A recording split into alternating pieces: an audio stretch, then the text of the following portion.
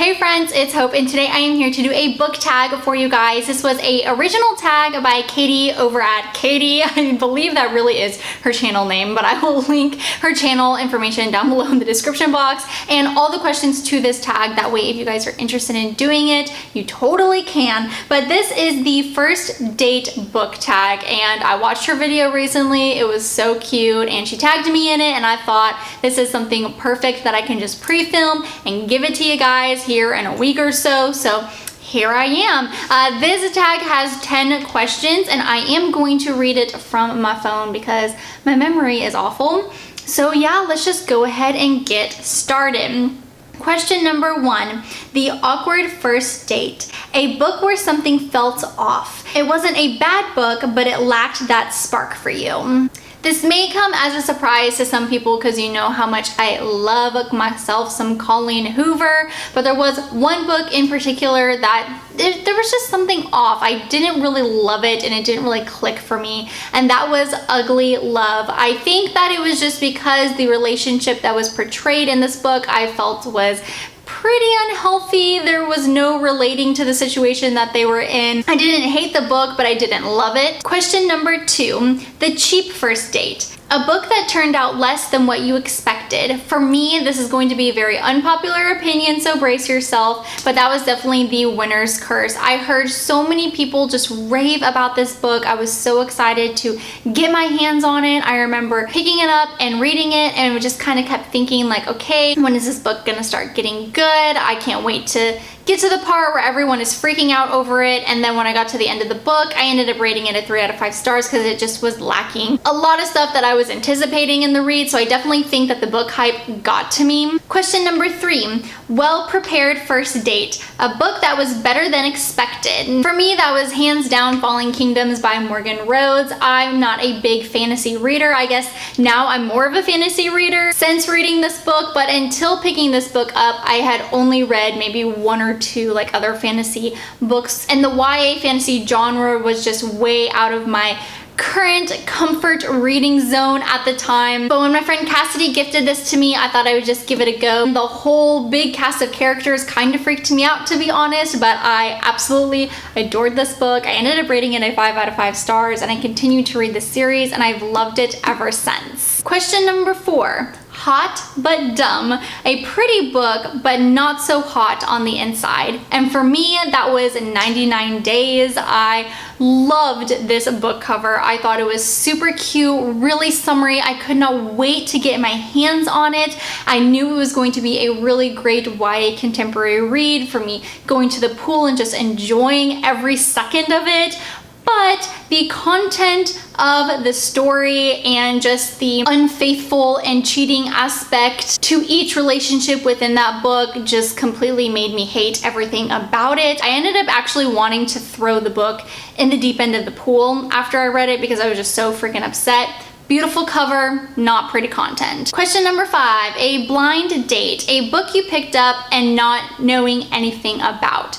For me, this was Me Before You by Jojo Moyes. My friend Jordan and I are big readers, and I had recommended a few books for him to read, and so he decided to recommend me a book as well. And he recommended Me Before You. He didn't say anything about it. He just said that he thought it would be a book that I would really like. And he was right, I did like it, but I literally knew nothing about the book. I had never heard of it before. I'd never heard of the author. I had zero expectations going into it, and I read it completely blind. So I find that my reading experience of Me Before You is a lot different from a lot of other people's, where they heard a lot about the book from either the book to movie adaptation coming out or from readers on BookTube. For me, I read this a few years ago, and like I said, literally knew nothing about it, and then wanted to kill my friend because he did not warn me all the tears that were going to be streaming down from my face and how bad I was going to ugly cry. He later on did tell me though that it was payback for making him read The Fault in Our Stars, so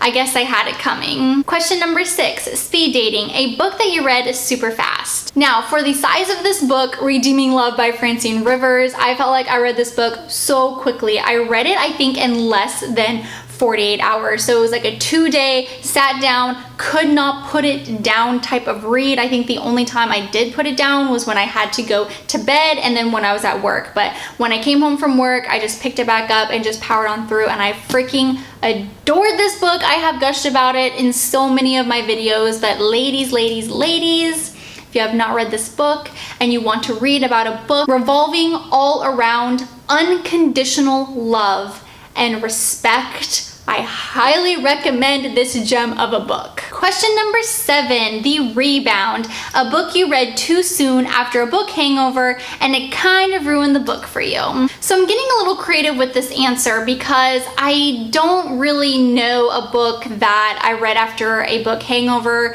and it kind of ruined it for me. But this book I read shortly after reading one of my favorite series, and I think I should have waited because I was comparing the characters way too much, and that was Bloodlines by Rochelle Mead.